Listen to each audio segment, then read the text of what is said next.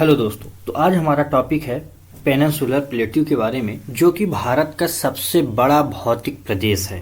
तो इसके बारे में समझने की कोशिश करते हैं और यह सबसे पुराना भौतिक प्रदेश भी माना जाता है। तो हमारा टॉपिक है उच्च प्रायद्वीपीय प्रदेश या उच्च प्रायद्वीपीय क्षेत्र। The elevated peninsular reason. Okay, इसी को सामान्यतः आप लोग पढ़ते होंगे प्रायद्वीपीय पठार, तो इसी को पेनिनसुलर प्लेट्यू भी नाम दिया जाता। ये ठीक, तो इस प्रकार से आपको ये सारी चीजें मिलती हैं। तो इनके क्या है कि आपको अलग अलग नाम भी याद रखने होंगे हमें, है ना, ठीक, ताकि हमें पता चले। अब समझते हैं इसके बारे में कि ये दो चीजें पहले हमें समझने हैं। एक कि पेनिनसुलर क्या है और प्लेट्यू क्या है। तो पेनिनसुलर को हिंदी में बोलते हैं प्रायद्वीप। ओके, प्रायद्वीप, और प्लेट्यू यानी कि पठार। इनको समानता समझें कि प्रायद्वीप ऐसा भूखंड जो कि तीन ओर से जलीय राशि से घिरा हुआ हो, जलीय राशि से घिरा हुआ हो, ठीक, उसे हम बोलते हैं प्रायद्वीप। तो यानी कि जैसे कि इंडिया है, तो इंडिया का ये वाला पार्ट अगर आप देखें तो इधर अरब सागर आपको मिलेगा, अरब सागर, इधर मिलेगा इंडियन ओशियन, और यहां मिलेगा आपको बे ऑफ बंगाल। तो इस तरह आपको ये मिलेगा। तो यानी कि ये जो पूरा तीन क्षेत्र से घिरा हुआ है जलीय राशियों से, इसीलिए हम इसे बोलते हैं प्रायद्वीपीय, ठीक। और अगर कोई जलीय राशि, कोई भूखंड अगर चारों ओर से, ये जैसे कि मानो एक लैंड है और ये चारों तरफ से ये एक जलीय राशि है, तो अगर कोई चारों तरफ से किसी जलीय राशि से घिरा हुआ हो, उसे हम द्वीप बोलते हैं। क्या बोलते हैं? द्वीप, आइलैंड। याद रखना ये बात कि जलीय राशि से चारों तरफ से घिरा हुआ क्षेत्र द्वीप होता है, तीन तरफ से घिरा हुआ हो वो प्रायद्वीप होता है। फिर पठार जो है, तो ऐसा भूखंड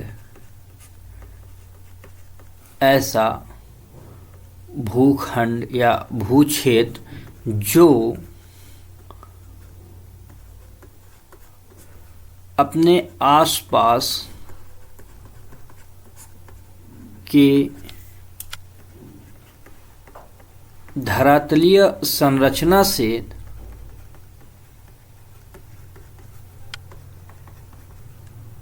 उठा हुआ हो और उसका शीर्ष भाग तस्तरी नुमा हो, ठीक, तस्तरी नुमा हो, या इसी को सपाट बोलते हैं।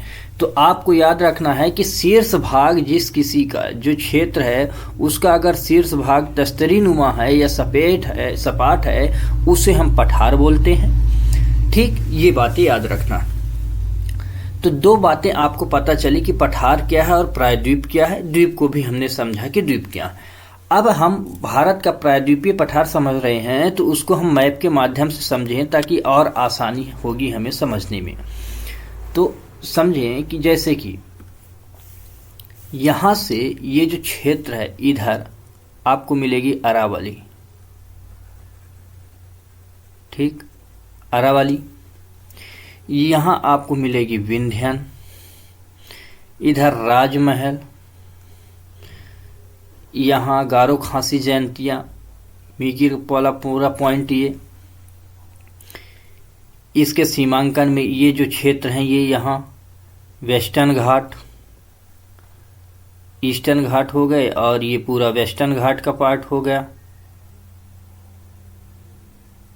ठीक, ये इतना पार्ट। अब ये जो पूरा हमने सीमांकन लिखा, इस पूरे सीमांकन क्षेत्र में इस पूरे को हम बोलते हैं प्रायद्वीप। ये पूरा क्षेत्र क्या है? ये पूरा क्षेत्र आपका प्रायद्वीपीय कहलाता है। ये पूरा प्रायद्वीपीय क्षेत्र है। ओके, अब इतना आपको समझ आया कि आखिर ये पूरा क्षेत्र ये प्रायद्वीप है। ठीक, ये बात अब आपको इतना पता चल गया कि आखिर प्रायद्वीप का कितना बड़ा क्षेत्र। लेकिन यहाँ एक चीज़ आपको याद रखना है कि पिछली क्लास अगर आपने ध्यान दी होंगी तो यहाँ से इस क्षेत्र से ऐसे करके यहाँ ये हमने बनाया था पूरा, क्या ये पार्ट था आपका ग्रेट प्लेन। यहाँ आपने पढ़ा है कि माउंटेन है, हिमालय। ठीक, ये आपने पढ़ा। तो ये दो जो हैं, तो ये दो संरचनाएं नवीन हैं। ये दोनों कैसी हैं? न्यू संरचनाएं हैं, नवीन संरचनाएं हैं। नवीन है क्योंकि इसे न्यू फोल्डेड माउंटेन बोलते हैं और ये रिवर जलोढ़ के द्वारा बनी हुई संरचनाएं हैं। अब इतनी जो ये सीमा हमने जो संरचनाएं लिखी कि राजमहल, गारो, खासी, जयंतिया और अरावली, विंध्यान, ये सब क्या है? ये सीमांकन तय करते हैं। यानी कि इतना क्षेत्र पूरा क्या है? प्रायद्वीपीय क्षेत्र। अगर आपको पिछली क्लास याद हो जिसमें हम लोगों ने पढ़ा था जब हिमालय की उत्पत्ति के विषय में, तो कुछ ऐसी हमने आपको संरचना बना के दिखाया था कि कुछ इंडिया हमारा ऐसा भाग टूटा हुआ था। ठीक, और ये पार्ट ऊपर की तरफ आया था। बाद में यहाँ से ये जो संरचनाएं बनी हैं, ये ग्रेट प्लेन का हो गया और यहाँ माउंटेन हो गई। तो ये नवीन संरचनाएं हैं। यानी कि जितनी ये संरचना दिख रही है, ये पूरी की पूरी संरचना ही हमारी क्या है? ये पूरी संरचना प्रायद्वीप का है। प्रायद्वीप का मतलब कि यह एक आकृति, त्रिभुजाकार आकृति बनाती है। तो अगर पूछे कि प्रायद्वीप किस आकृति का है, तो एक त्रिभुजाकार आकृति में आपका पूरा प्रायद्वीप पाया जाता है। तो एक आकृति आपको याद रखनी है। अब इतनी बड़ी संरचना आपको पता चली कि इन सीमांकन इसका तय करते हैं। तो इनको अगर आप लिखें कि इसके सीमांकन को, तो इसका जो अगर हम सीमांकन करें तो लिखें आप अरावली, अरावली माउंटेन, अरावली माउंटेन, दिल्ली कटक, ठीक, विंध्यान,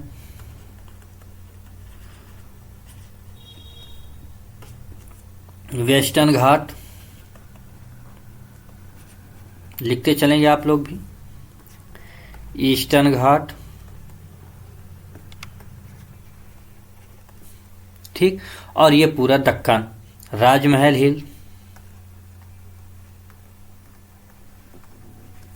राजमहल हिल्स, गारो, खासी, जयंतिया, गारो, खासी, जयंतिया हिल्स। तो ये सारे क्या हैं? मिकिर हिल्स। तो ये सारे ये एक सीमांकन तय करते हैं इस पूरे प्रायद्वीप का। तो अगर आपसे पूछा कि कौन कौन से क्षेत्र हैं, तो पूर्वोत्तर में जो है तो मेघालय का क्षेत्र हो गए, जिसे हमने गारो खासी लिखा। इधर आपने अरावली देखा, ईस्टर्न घाट, वेस्टर्न घाट, विंध्यान, ये सारे सीमांकन तय करते हैं पूरे प्रायद्वीप का। अब प्रायद्वीप का एक सामान्य परिचय ये समझें हम कि कैसे क्या है इसका। तो हमने एक चीजें तो ये समझ लिया हमने कि इतने क्षेत्रों में इसका ये विस्तार है। ठीक, इतनी आपने बातें समझी। अब समझने की बात करते हैं हम कि इसके अंतर्गत हम किन किन चीजों का अध्ययन करेंगे, कैसे इसका अध्ययन करेंगे। तो पहला बेसिक स्ट्रक्चर हम लोग बात करेंगे। क्या करेंगे? बेसिक स्ट्रक्चर इसका। ठीक, बेसिक स्ट्रक्चर। सेकंड, इसका हम बात करेंगे क्लासिफिकेशन का। ठीक, क्लासिफिकेशन। ओरिजिन आप लोग समझते ही हैं कि यह गोंडवाना लैंड से टूट के आया था, तो ओरिजिन उसका वही पार्ट है, उधर से टूटा गोंडवाना का, यह पुराना, बहुत पुराना भाग है। तो ये दो पार्ट हमें इसके समझने हैं जो बहुत ही ज़्यादा इम्पॉर्टेंट है, और इन्हीं के इर्द गिर्द हमें पूरी क्लास को रखनी है। क्लासिफिकेशन करके इनका एक एक करके इंडिविजुअल हम इनका अध्ययन करेंगे। तो पहला जैसे कि हमारा ये बेसिक है, ठीक। दूसरा अगर इसमें देख लेंगे तो कुछ पॉइंट हम लोग इम्पोर्टेंस की बात कर लेंगे कि इसका महत्व क्या है इस प्रायद्वीप का। तो 3 पॉइंट के आधार पर हम इसे पूरे समझने की कोशिश करेंगे। तो बेसिक स्ट्रक्चर में जैसा कि हमने अभी आपको बताया कि ये कैसे, इसका कहाँ कहाँ ये है, ये इतना तो आपने समझ लिया कि कितना विस्तार कहाँ कहाँ है। अब इसके बारे में इन डिटेल समझें। तो पहला इसका अगर एरिया की बात करें कि आखिर इसका कितना एरिया है, तो इसका एरिया 16 लाख स्क्वायर किलोमीटर है। ये लिखते चलेंगे आप लोग, 16 लाख स्क्वायर किलोमीटर। वहीं इसकी अगर हम बात करें कि ऊंचाई कितनी है, ठीक है, औसतन, तो इसका एल्टीट्यूड कितना है, इसका एल्टीट्यूड तो यह लगभग 500 से 700 किलोमीटर, 500 से 700 मीटर होता है। हाइट मीटर में लिखी जाती है, मीटर, ठीक। इसकी अगर हम बात करें कि इसकी चौड़ाई कितनी है, अर्थात विड्थ, इसकी विड्थ कितनी है, तो यह 1400 किलोमीटर, और इसकी लेंथ मान जाती है 1600 किलोमीटर। तो इतना तो ये इसका जो सामान्य परिचय आपको पता होना चाहिए कि इतना है। अब यहाँ अगर इसके राज्य देखोगे तो मैप से ही आपको राज्य पता चल रहा होगा कि ये जितने भी राज्य हैं, ये सभी राज्यों में इसका विस्तार यहाँ पाया जाता है। नॉर्थ के चाहे हों चाहे मिड के हों, जैसे कि गुजरात है, राजस्थान है, हरियाणा है, दिल्ली है, मध्य प्रदेश है, छत्तीसगढ़ है, झारखंड है ना। इस तरह करके नीचे आते जाओ, तेलंगाना, उड़ीसा, आंध्रा, तमिल, केरल, कर्नाटक, गोवा, ये सारे जो है तो क्या राज्य हैं, इन्हीं राज्यों में इसका विस्तार है। तो इस तरह आप काउंटिंग करते रहेंगे इन राज्यों को। बार बार जब आप रिवीजन करेंगे तो ये चीज़ें आपको याद होती हुई चली जाएंगी।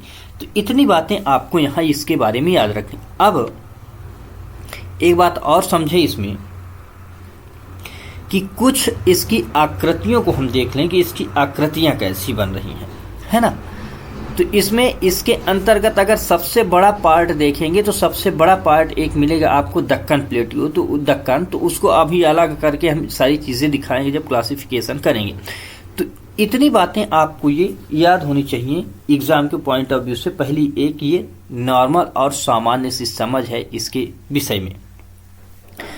अब दूसरी बात कि हम इसका करते हैं क्लासिफिकेशन, ठीक। क्या करते हैं, क्लासिफिकेशन समझने की कोशिश करते हैं। ये सामान्य स्ट्रक्चर और राज्य और राज्यों की राजधानियां, ये सारी चीज़ें आप याद कर लेंगे।